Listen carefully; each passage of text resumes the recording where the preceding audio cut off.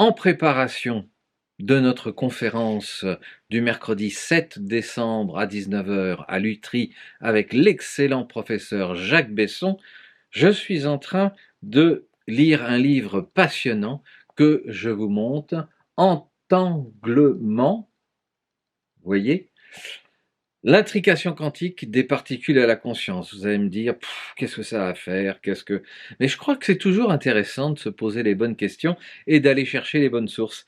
Et alors, dans le chapitre à la page 108, eh bien, la synchronicité neuropsychique, les phénomènes psy et l'intrication mentale. Vous allez me dire, bah, ça paraît très très compliqué pour des gens qui font du marketing, qui cherchent du boulot ou qui ont peut-être du mal à finir les fins de mois. Mais je crois que c'est toujours très très intéressant de se poser des questions et de savoir comment la vie fonctionne, le cerveau fonctionne, et peut-être même qu'on a des capacités que l'on ne connaît pas. Alors, qu'est-ce qu'il est dit dans ce chapitre? Que des expériences absolument fascinantes, innovantes et rigoureuses ont été réalisées sur le cerveau il y a quelques années par un chercheur italien dénommé Federico Nitamo Montecuccio. Avec toute son équipe, donc ils ont mis au point une machine qui s'appelle Brain Hollow Tester, qui permet en fait de surveiller et de mesurer simultanément les ondes alpha, bêta, θ, delta et gamma du cerveau. Pour ceux qui ont fait des neurosciences ou qui s'y intéressent, vous savez que nous avons différentes gammes d'ondes en fonction, bien sûr, de notre situation. Si on dort, si on est stressé, si on est au présent, au passé, au futur, etc. Donc, grâce à cette machine, il est possible de vérifier de manière synchrone la façon dont les activités des hémisphères droit et gauche du cerveau humain interagissent. En fait, on vient en complément des travaux de Jung, c'est intéressant, c'est passionnant. Un logiciel particulier est capable d'analyser le degré de cohérence des deux hémisphères.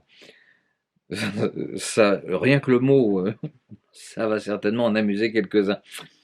Et Montecuccio s'est aperçu qu'à l'état de veille, les personnes normales présentaient un faible niveau de cohérence. Et dans des conditions normales, l'énorme masse constituée par des milliards de neurones que nous avons dans la tête, eh bien, l'énorme masse est, comme nous le savons, en mesure de produire des ondes électromagnétiques qui ne sont pas cohérentes entre elles. Bigre, voilà encore autre chose. Et comme le dit Montecuccio, ces ondes se comportent un peu, et ça c'est intéressant, comme les musiciens d'un orchestre symphonique qui répètent chacun dans leur coin leur partition. Et cela, évidemment, se traduit par une très forte cacophonie jusqu'à ce que arrive le chef d'orchestre qui, après avoir capté l'attention générale, commence à synchroniser le rythme et les temps de tout l'orchestre. Une musique bien coordonnée donc prend ainsi vie de manière synergique entre tous les musiciens, car les ondes imparties par le maestro transforment la cacophonie en harmonie. Vous savez, quand on dit que c'est un peu le bazar là-dedans et qu'on cherche l'harmonie, les mots ne sont pas neutres. Et alors, du point de vue de la biophysique, cet état renforcé du cerveau se réalise à des valeurs de basse fréquence et à des valeurs élevées de voltage.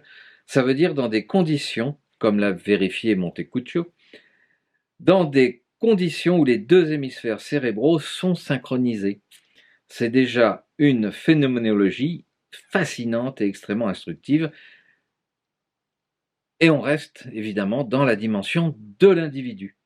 Et Montecuccio a voulu aller plus loin en vérifiant si des cerveaux qui étaient distants, des cerveaux de plusieurs personnes, pouvaient atteindre un état de synchronicité. Et pour réaliser ce projet, il a modifié son appareil, le Brain Hollow Tester, afin de contrôler simultanément plusieurs personnes. C'est intéressant. Et il s'est aperçu qu'en fait, dans les sessions expérimentales, le cerveau des deux personnes liées par un lien d'amour ou d'amitié, et qui avaient évidemment un certain exercice, une certaine habitude de se détendre, de faire de la méditation, d'équilibrer son fonctionnement cérébral, eh bien, arrivaient très facilement à communiquer les uns avec les autres. Et alors, ce qui est très très intéressant là-dedans, c'est que ce phénomène d'intrication mentale a probablement ses racines dans les mécanismes de la conscience. Ça veut dire que ils sont allés encore plus loin et ils ont commencé à réfléchir sur la notion de télépathie. Et il semblerait que ce ne soit pas l'intellect ou le mental qui nous permettent de communiquer les uns avec les autres, mais plutôt la sphère des sentiments, comme l'empathie, la sympathie, l'amitié, l'amour, tous ces facteurs, en fait, qui déterminent un sens d'unité chez les sujets qui sont en communication.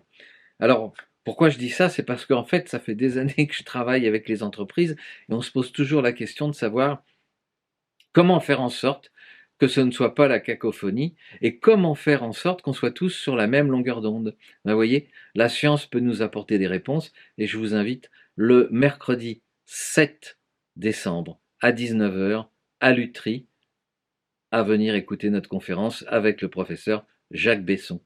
À bientôt!